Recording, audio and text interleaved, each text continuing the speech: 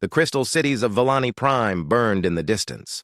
Elder Cathara watched from her tower as another spire collapsed, its beautiful singing stones going silent forever.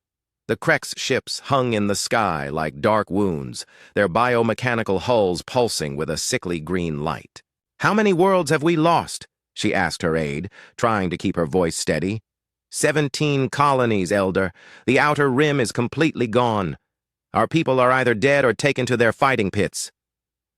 The young Villani's crystalline skin flickered with fear colors, deep purple mixed with silver. Cathara closed her eyes. In 2,000 years of peaceful existence, the Villani had never faced anything like the Krex Empire. Their ships were grown rather than built, living things that fed on metal and flesh alike. Worse, the Krex took prisoners not for labor, but for sport. They forced captured beings to fight in their arenas until death. "Have any of the other civilizations responded to our calls for help?" Cathara asked, though she already knew the answer. The Althari said they sympathize but cannot risk war. The Zethan Collective offered to take refugees, but only if we abandon our worlds. The Galactic Council has called for peaceful negotiations. Cathara laughed bitterly.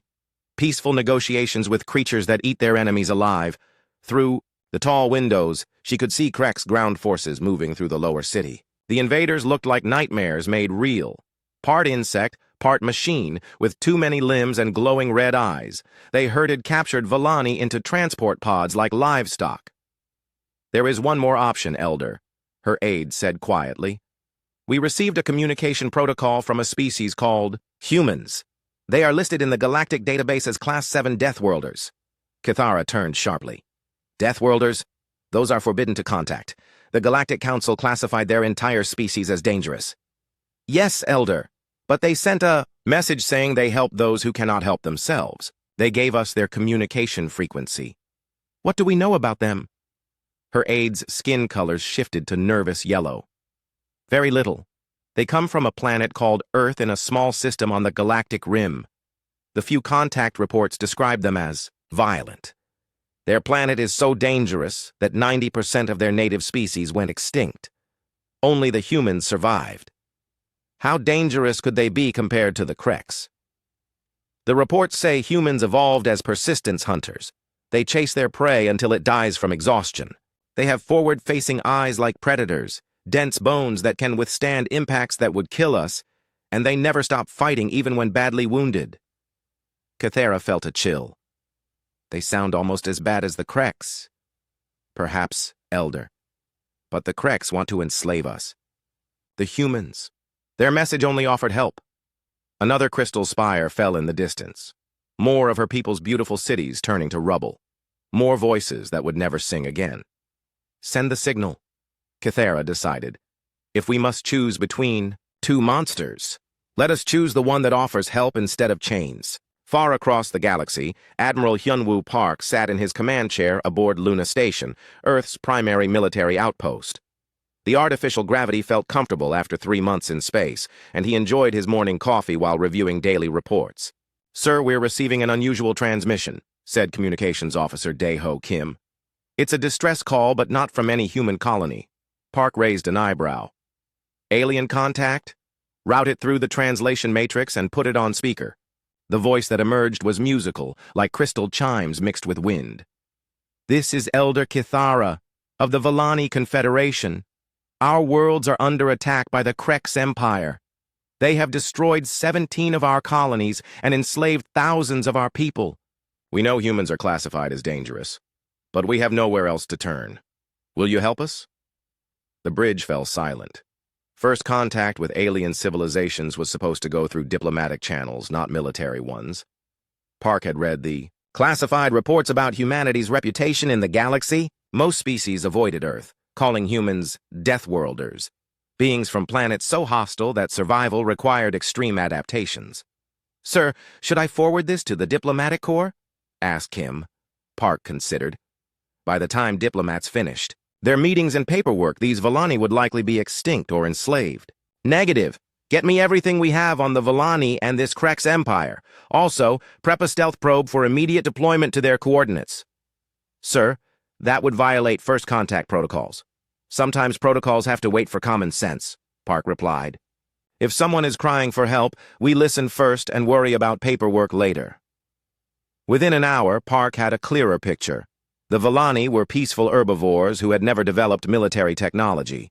Their greatest weapons were mining tools. The Krex Empire, on the other hand, was a nightmare that had been expanding across the galaxy for centuries. They conquered worlds not for resources, but for the pleasure of domination. Captain Ji-eun Kim knocked on his office door. "Sir, you wanted to see me?" "Come in, Captain." "How's the Soul's Pride running?" "All systems optimal, sir. The new stealth modifications are working perfectly." "Why do you ask?" Park handed her the intelligence report. "Read this and tell me what you think." Ji-eun's expression grew dark as she read. These Krex sound like the worst kind of predators. And the Villani. They're completely helpless against this. The probe I sent confirms it. 3 Krex fleets are systematically destroying everything in Villani space. At their current pace, the entire civilization will be gone in 2 weeks. "What are our orders, sir?" Park stood and walked to the viewport, looking out at Earth hanging in space like a blue marble. Beautiful and peaceful from this distance, but he knew the truth.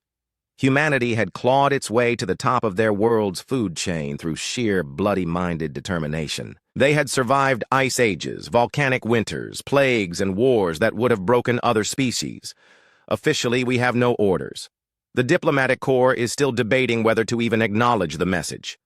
Unofficially. "How do you feel about taking a little trip to Villani space?" Ji-eun smiled grimly. "The Soul's Pride could use some field testing, sir, and if we happen to gather intelligence on hostile aliens threatening innocent civilians, well, that's just good military practice."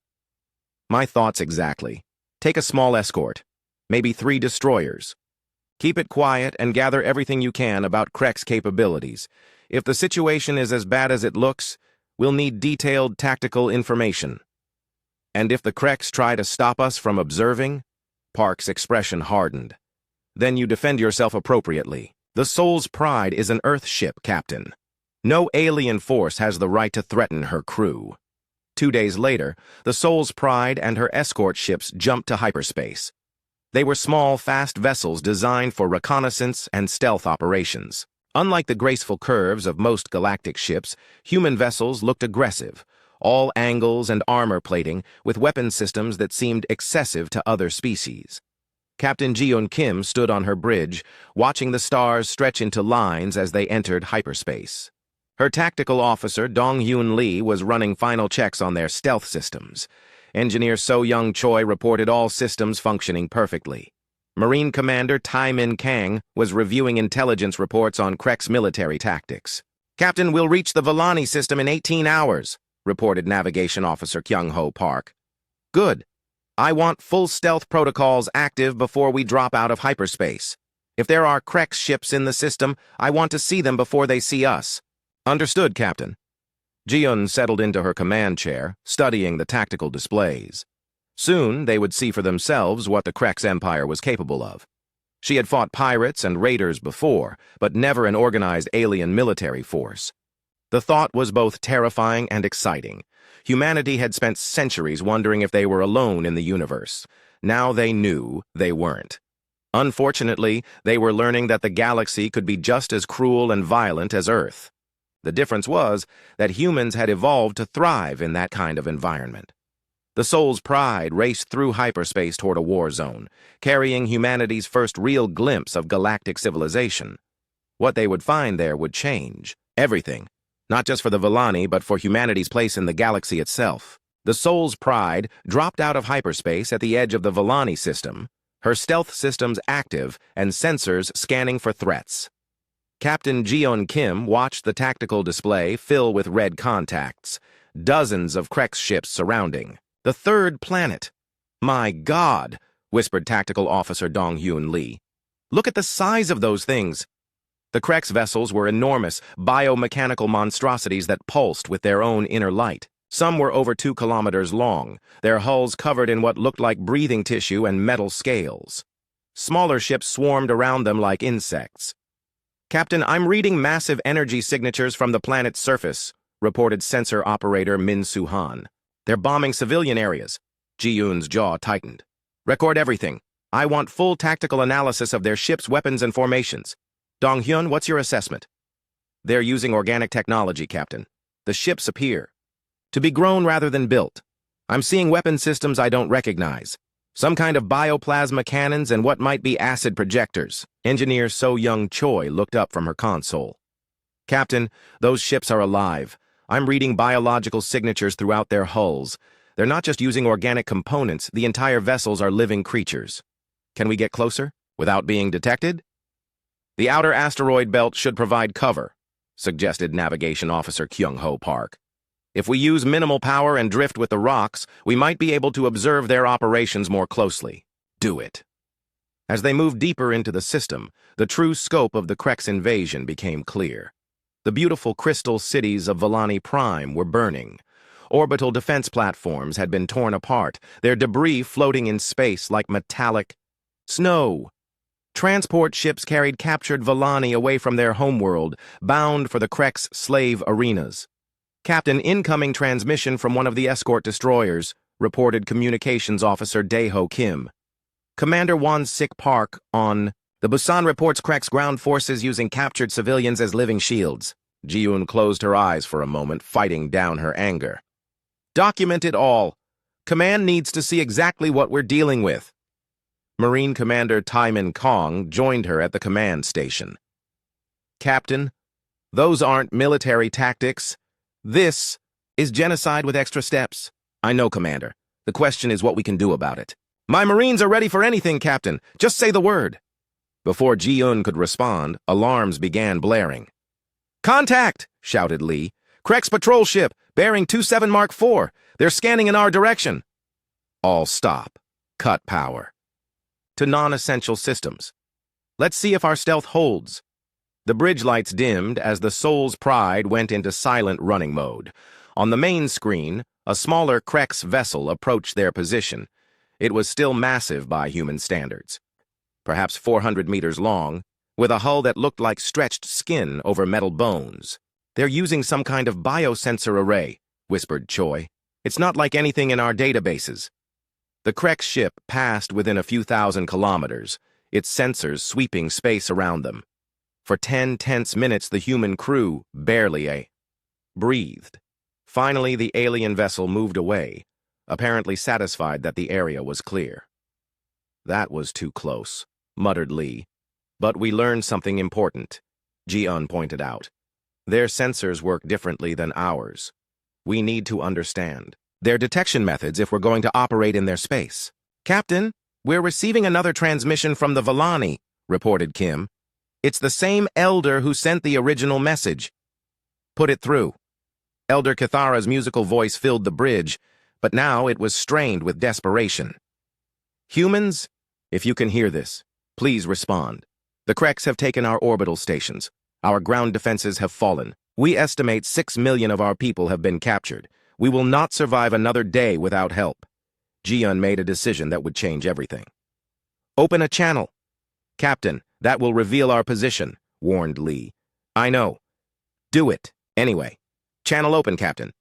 Elder Cathara, this is Captain Ji-eun Kim of the Earth vessel Soul's Pride. We have received your distress call and are observing the situation. Hold on. Help is coming. The response came immediately, filled with surprised hope.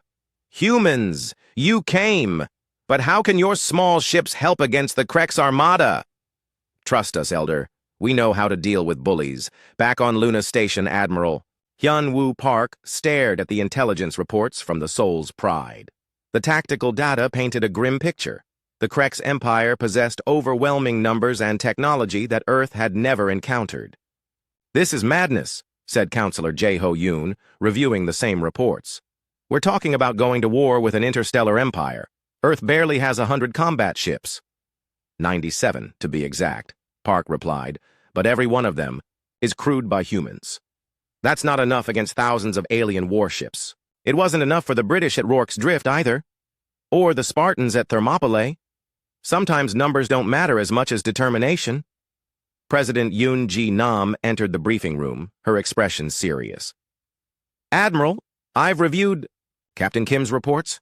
The situation is worse than we thought. The Krex aren't just conquering, They're systematically exterminating an entire civilization. Yes, Madam President. What are your orders? I've been on the phone with every major world leader. The consensus is clear. We cannot stand by and watch genocide happen, even if it means exposing ourselves to galactic attention. Counselor Yoon stood up sharply. You're talking about Operation Lifeline? The theoretical deep space intervention protocol? That was never meant to be used. Theoretical plans are what we fall back on when reality exceeds our expectations, the president replied. Admiral Park, you have authorization to deploy the entire Terran defense fleet. Park felt a thrill of anticipation mixed with terror. Operation Lifeline was humanity's ultimate military response. Every combat ship, every Marine battalion, every piece of military hardware they possessed. It was designed for defending Earth against invasion, not projecting power across the galaxy. Madam President, are you certain? Once we reveal our capabilities, there's no going back. The galaxy will know exactly what humans are capable of. Good. Maybe it's time they learned. Within hours, orders went out to every human military installation. The orbital shipyards around Earth, Mars, and the outer colonies began final preparations. On ships that had been under construction, reserve crews were called up.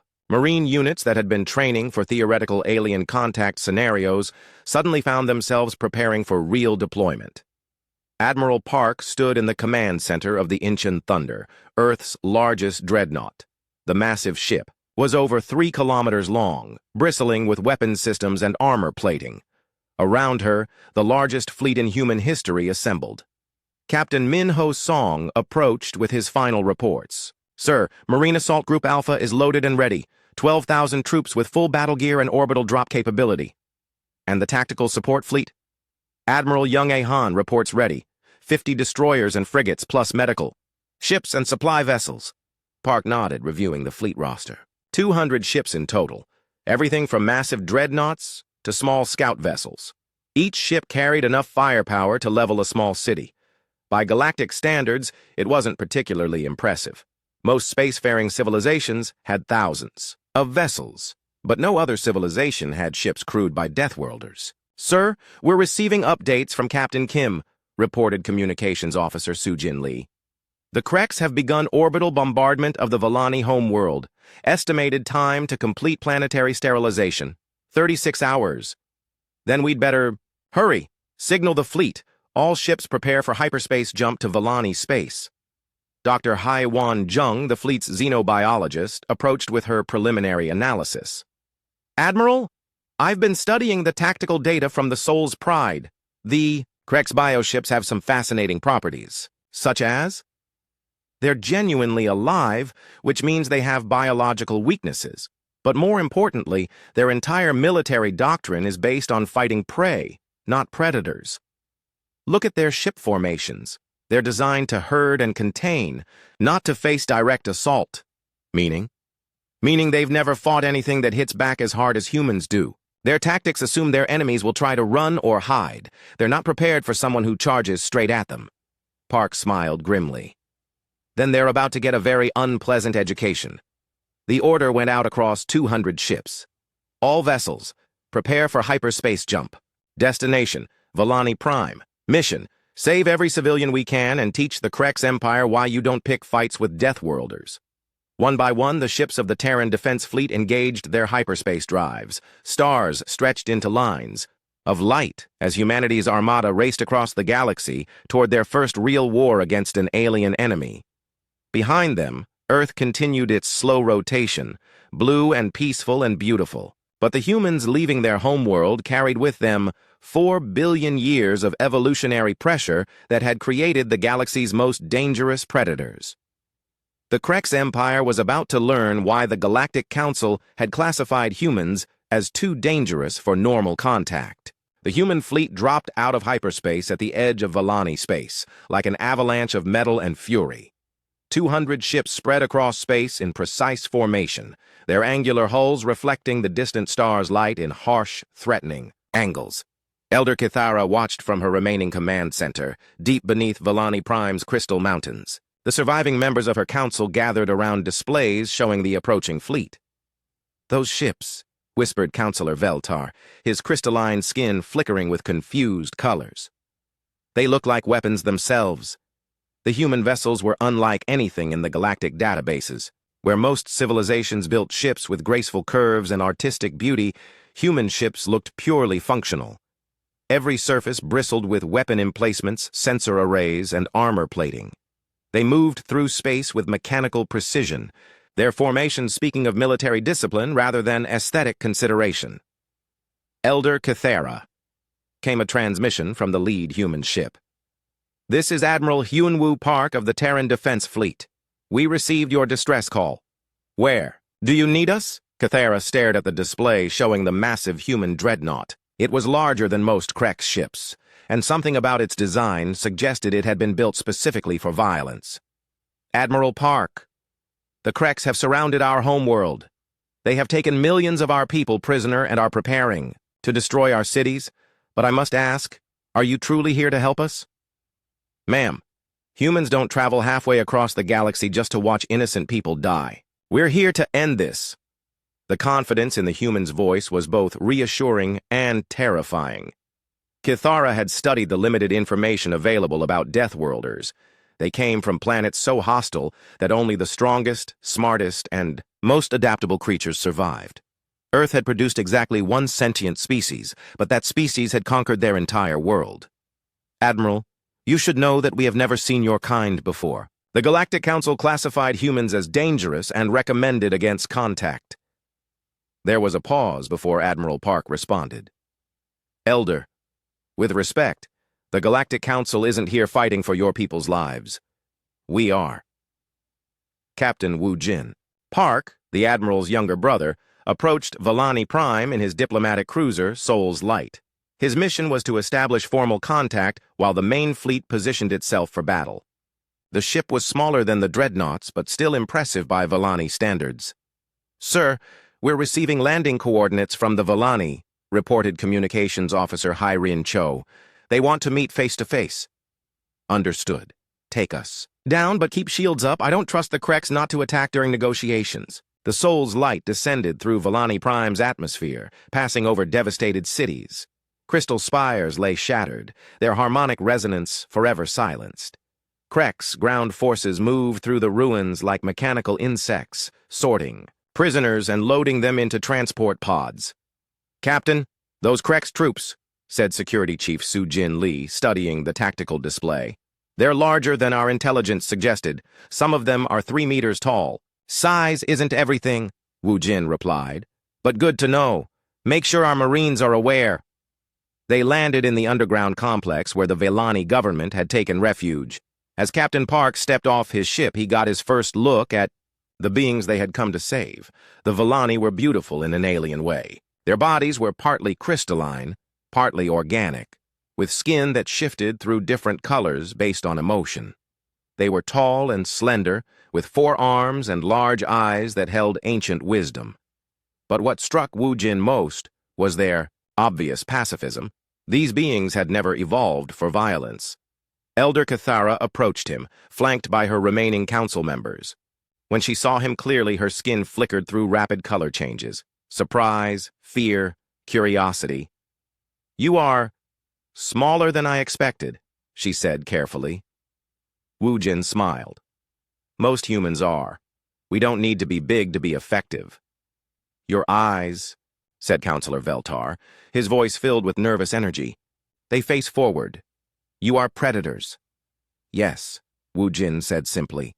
We evolved as hunters, but we choose what we hunt. Right now, we're hunting the things that hurt innocent people. The Valani exchanged glances, their skin colors shifting to worried purples and oranges. Engineer Soo-Jin Lee, who had come to establish communication protocols, watched their reactions with interest.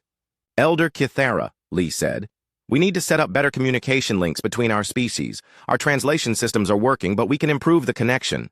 Of course, our technicians will assist. As the technical teams worked together, the cultural differences became obvious. The Valani approached problems through harmony and consensus, discussing each decision until everyone agreed. The humans took direct action, making rapid decisions and implementing them immediately. Your technology, observed Valani engineer Morden, studying a human communication device. It's so aggressive. Even your computers seem designed for warfare. Most of our technology has military applications, Lee admitted. When you evolve on a death world, everything becomes a potential weapon. Death world, Kithara repeated. We have read the Galactic Council's classification. They say, your planet killed 90% of its native species. 99%, actually, Wu Jin corrected. Earth doesn't forgive mistakes. Ice ages, volcanic eruptions, asteroid impacts, plagues, predators that could bite through steel. The only things that survived were the ones too stubborn to die. And you are the descendants of those survivors. We are those survivors. Every human alive today carries genetic code that went through mass extinctions, climate disasters, and 10,000 years of tribal warfare. We're built for worst-case scenarios. Before Kithara could respond, alarms began blaring throughout the complex. Elder, called her aide, Krex ships are moving toward the human fleet. They appear to be forming attack formations. The group rushed to the command center, where displays showed the space around Valani Prime. The Krex bioships were emerging from the planet's shadow, their organic hulls pulsing with hostile energy. 50 of the enormous vessels moved to engage the human fleet. They think your ships are just another small fleet, Kithara observed. The Krex expect easy victory. They're about to learn otherwise, Wu Jin said grimly. In space above them, Admiral Park watched the Krex approach on his tactical display. The alien ships were impressive, each one a living creature the size of a small city, armed with weapons that could shatter planets. By any reasonable standard, the human fleet was outnumbered and outgunned, but Admiral Park wasn't thinking in reasonable terms. He was thinking like a human. All ships, this is Admiral Park. The Krex are moving to engage us. Remember, these are the same creatures that have spent months torturing and enslaving innocent civilians. They think they're hunting prey. Show them what it feels like to be hunted. The first engagement began when a Krex bioship fired on a human destroyer. The organic weapon systems launched streams of bioplasma that could melt through most materials. The destroyer, Soul's Fury, took the hit on her forward shields. Captain Jin Young Kim's response was immediate and overwhelming. Every weapon on. His ship opened fire simultaneously. Railguns, plasma cannons, missile batteries, and energy weapon systems that had been designed to crack asteroid fortresses. The concentrated firepower struck the Krex ship like a hammer blow. The bioship reeled backward, its living hull smoking and bleeding. In all their centuries of conquest, the Krex had never faced an enemy that hit back with such devastating force. Target destroyed, reported Kim calmly. Moving to engage the next hostile. Across the battle space, similar scenes played out.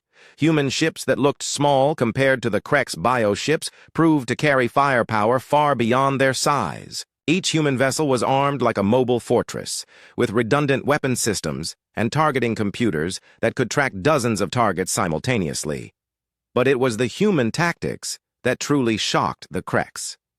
Where other species tried to avoid damage or minimize losses, the humans seemed to welcome direct confrontation. They charged straight at the Krex ships, absorbing hits while delivering devastating counterattacks.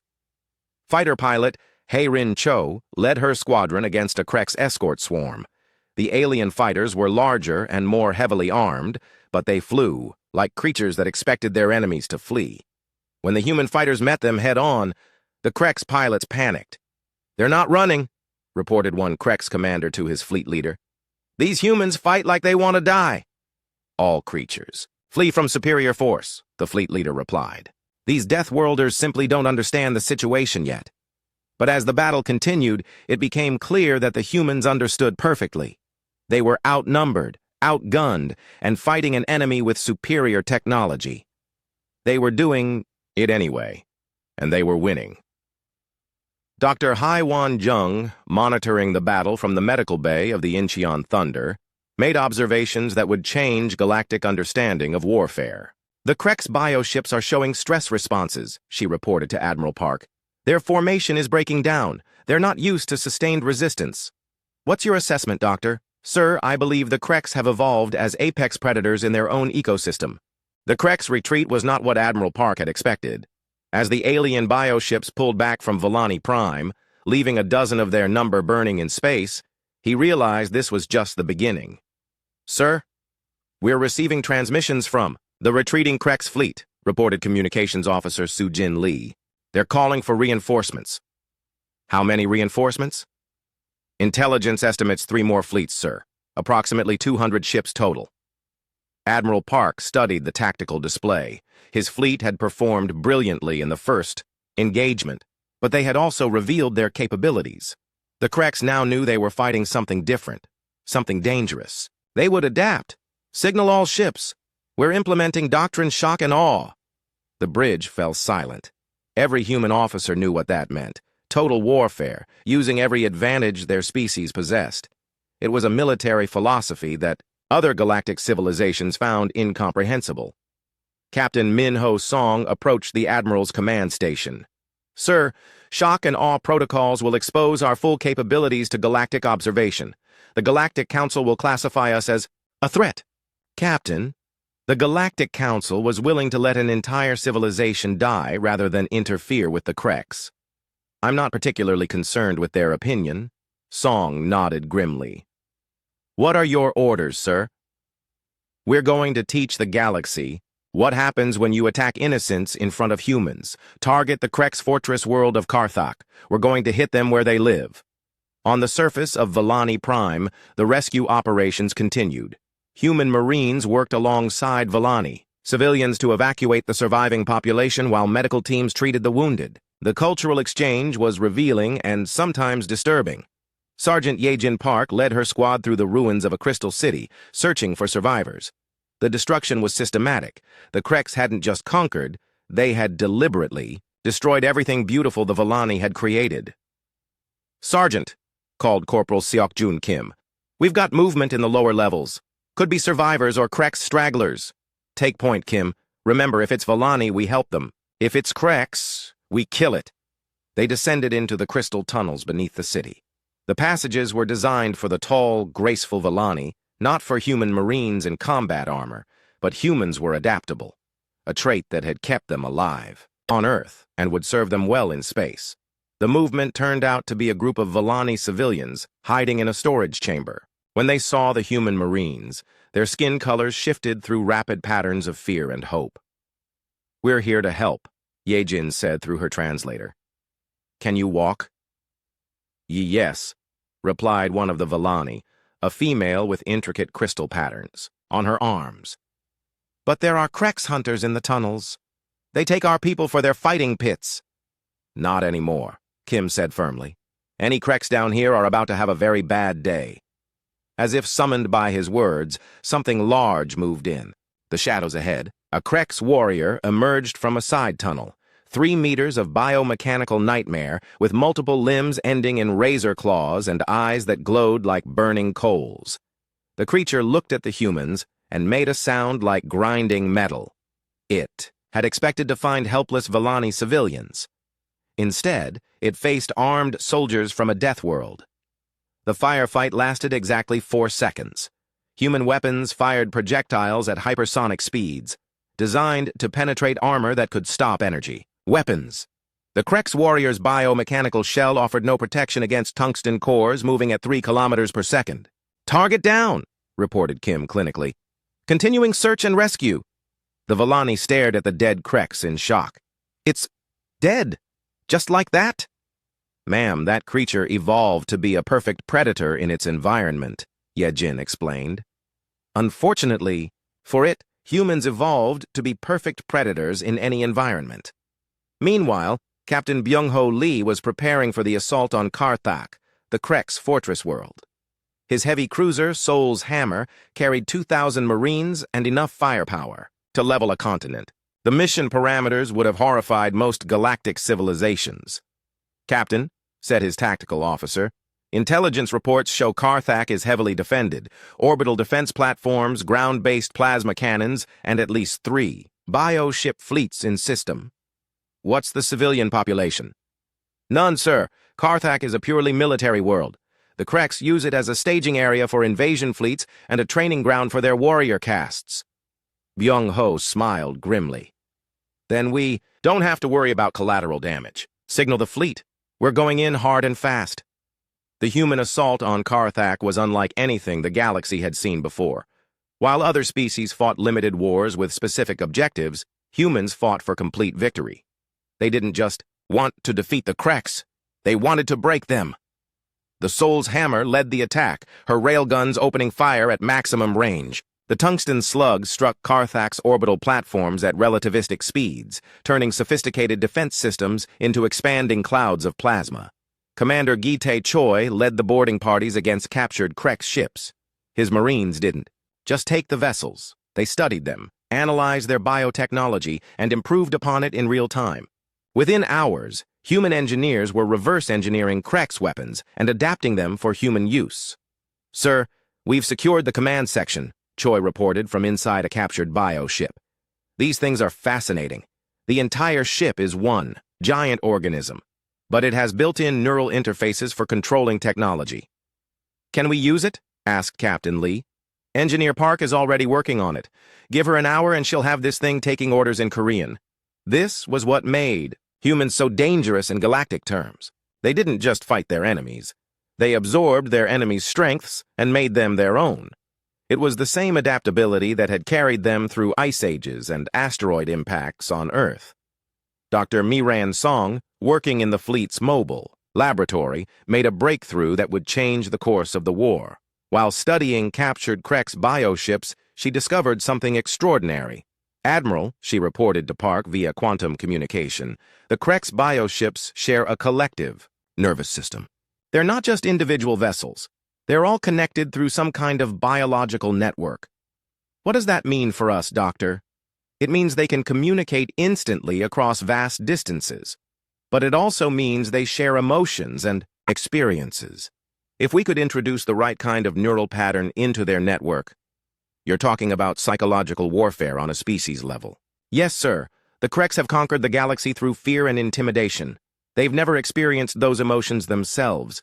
But humans have spent thousands of years perfecting the art of psychological warfare." The plan Dr. Song proposed was elegant in its cruelty. Using captured Krek's biotechnology, the humans would introduce something new into the collective nervous system of the Krek's fleet. The concept of fear. "Sir," said the doctor, "we can make their own ships teach them what it feels like to be prey." The implementation was swift and devastating. Human technicians, working with adapted Krek's neural interfaces, uploaded carefully crafted psychological patterns into the captured bioships. The patterns were designed to spread through the Krek's collective consciousness like a virus. But this wasn't a virus designed to kill. It was designed to terrify. Within hours, reports came in from across Krek space. Bioships were experiencing system failures as their organic components began exhibiting fear responses.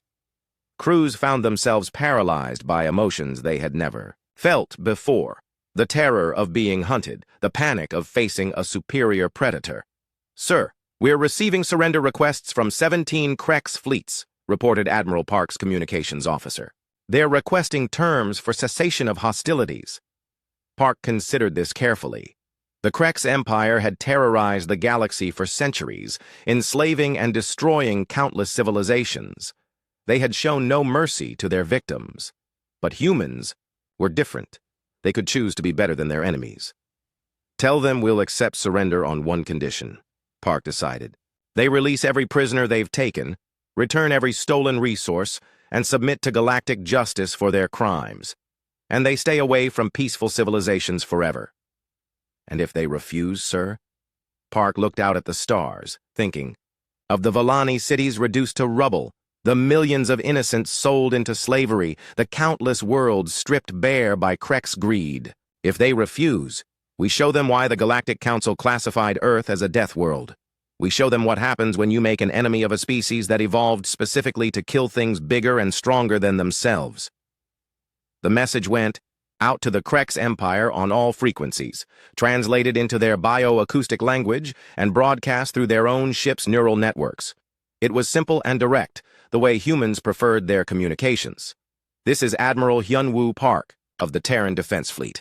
You have attacked innocent people under our protection. You have one standard day to begin releasing all prisoners and withdrawing from conquered worlds. If you refuse, we will consider you a threat to galactic peace and respond accordingly. Remember, humans evolved on a planet that tried to kill us every single day for 4 billion years. We survived by being more dangerous than everything else. Today, you get to find out what that means. The Krex Imperial Nexus hung in space like a diseased star, its biomechanical structure pulsing with malevolent energy. The massive station served as the central command for the Krex Empire, home to their emperor and the collective consciousness that controlled their fleets across the galaxy. Admiral Park studied the tactical display showing the fortress. It was 20 kilometers across, protected by energy shields that could withstand planet-cracking weapons. Thousands of bioships swarmed around it like antibodies protecting a vital organ. "Sir, the Krex Emperor has accepted the challenge," reported Communications Officer Su-Jin Lee. "Single combat between champions. Winner takes all." "Who are they sending?" "Something called the Prime Hunter. According to our intelligence, it's the largest and most dangerous Krex warrior ever created. 4 meters tall, 6 arms, biomechanical enhancements that make it nearly indestructible." Park nodded. The Krex still thought in terms of size and intimidation. They were about to learn that humans had different ideas about combat effectiveness. "Signal Fleet Admiral Chan Woo Kim. Tell him he's our champion." Chan Woo Kim was not an imposing figure by galactic standards. At average human height and build, he looked small compared to most alien species. But he carried with him the accumulated knowledge of 10,000 years of human warfare, every tactical innovation, every combat technique, every hard lesson learned in Earth's endless conflicts. "Sir, are you certain about this?" asked Captain Min-Ho Song. "The Prime Hunter has never been defeated. It's killed champions from a dozen different species." "Captain," Kim replied calmly, "those champions came from species that evolved for specific environments. Humans evolved for survival against everything. There's a difference. The combat arena was set up in neutral space between the human fleet and the Krex Nexus. Representatives from both sides gathered to witness what would determine the fate of the war. Captain Subin Yoon had prepared a special surprise for the occasion, a live broadcast of the combat directly into the Krex neural network. "If we're going to do this," she explained to Admiral Park, "we might as well make sure every Krex in the galaxy sees what happens when they challenge humans." The Prime Hunter arrived first, transported by a bioship that was itself a work of terrifying beauty. The creature that emerged was everything the reports had described, a biomechanical nightmare designed for killing. Its 6 arms ended in claws that could cut through steel. Its exoskeleton was reinforced with metal plating, and its eyes burned with the intelligence of a perfect predator. Fleet Admiral Kim arrived in a simple shuttle, wearing standard human combat armor and carrying weapons that looked primitive compared to the Prime Hunter's biomechanical enhancements. But appearance could be deceiving. "The rules are simple," announced the Krex Herald, its voice carrying across both fleets. "Combat continues until one champion cannot fight. No interference from outside forces. The winner claims victory for their species." The Prime Hunter looked down at Kim and made a sound like grinding metal, the Krex equivalent of laughter. It had fought champions from across the galaxy, creatures bred for war and enhanced with the best technology their civilizations could provide. This human looked like easy prey. Kim checked his weapons one final time. A plasma rifle, a monomolecular, blade, and various tactical devices that human military doctrine considered standard equipment. Against the Prime Hunter's natural weapons and biomechanical enhancements, it seemed inadequate. The combat began with the Prime Hunter's charge. 4 meters of biomechanical death moved with surprising speed, 6 arms reaching out to tear the human apart. It was a tactic that had worked against every other champion. Overwhelming force applied with ruthless efficiency. Kim disappeared. One moment he was standing in the hunter's path, the next he was gone. The Krex champion looked around in confusion, its enhanced senses scanning for its prey. Behind it, Kim reappeared and fired his plasma rifle at point-blank range. The shot struck the hunter's back armor and burned through to the flesh beneath. The creature roared in pain and surprise. None of its previous opponents had moved that fast or struck with such precision. "Stealth field," Kim explained calmly as he moved again. "Human military doctrine assumes your enemies can see you, so we developed technology to make that irrelevant." The hunter spun around, trying to track its opponent, but Kim was already elsewhere. This wasn't the kind of direct confrontation the Kreks understood. They were used to fights where the strongest and largest warrior won through brute force. Kim fought like a human, using every advantage available, exploiting every weakness he could find, treating the encounter as a problem to be solved rather than a test of strength. His second shot took out one of the hunter's arms. The third destroyed its primary sensory organ. Each hit was precisely placed, designed to reduce the creature's combat effectiveness rather than simply cause damage. "What is this?" the hunter demanded, speaking through biomechanical vocal cords. "You fight like a coward, hiding and striking from shadows." "I fight like a human," Kim replied, his voice carrying across the arena. "We don't fight for glory or dominance. We fight to win." The hunter tried a different approach, activating biomechanical projectile weapons integrated into its arms. Energy blasts filled the space where Kim had been standing, but the human was no longer there. "You see?" Kim's voice came from a new position. "My species spent millions of years as persistence hunters. We didn't chase down our prey in a single burst of speed. We followed it for days, weeks, wearing it down until it collapsed from exhaustion. Another shot, this one targeting the hunter's power systems. The creature's biomechanical enhancements began to fail as their energy supply was disrupted.